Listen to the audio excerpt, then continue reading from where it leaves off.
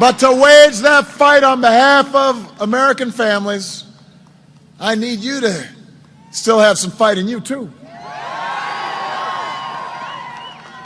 You know, the folks at the top of this country, turns out they don't need another champion in Washington. They'll always have a seat at the table.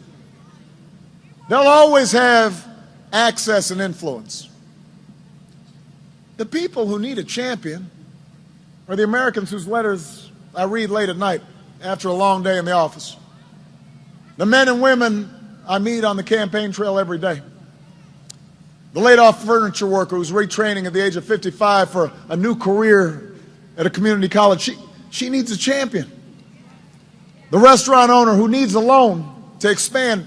He's got great food, but the bank turned him down. He needs help. He needs a champion.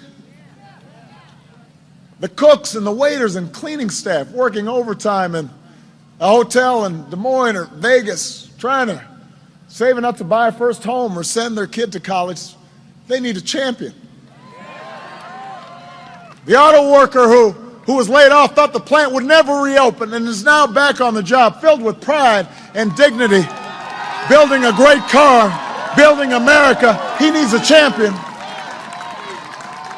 The teacher in an overcrowded classroom with outdated school books, digging into her own pocket to buy school supplies,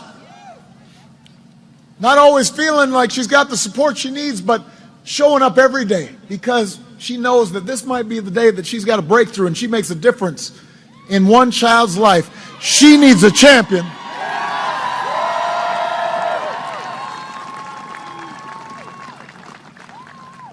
All those kids in inner cities, small farm towns, kids dreaming of becoming scientists or doctors, engineers or entrepreneurs, diplomats, or even a president.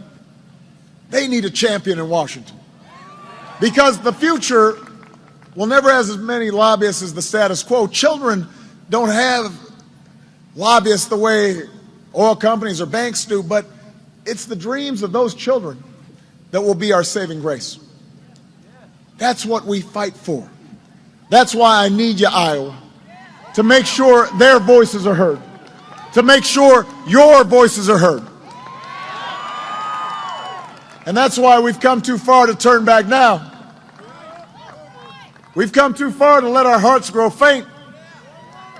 Now's the time to keep pushing forward, to educate all our kids and train all our workers and to create new jobs and rebuild our roads and bring back our troops and care for our veterans and broaden opportunity and grow our middle class and restore our democracy and make sure that no matter who you are or where you come from or how you started out, what you look like, who you love, what your last name is, here in America you can make it if you try.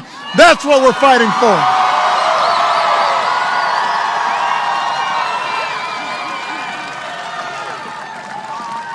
And Iowa, after all the months of campaigning, after all the rallies, after the millions of dollars of ads, it all comes down to you.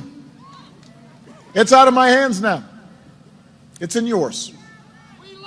All of it depends on what you do. When you step into that voting booth tomorrow, it's just a remarkable thing, the way our democracy works. And at a certain point, all this effort and all these campaign rallies, and then it just comes down to each of us as citizens.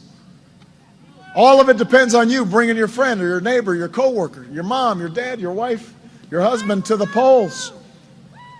That's how our democracy is supposed to be.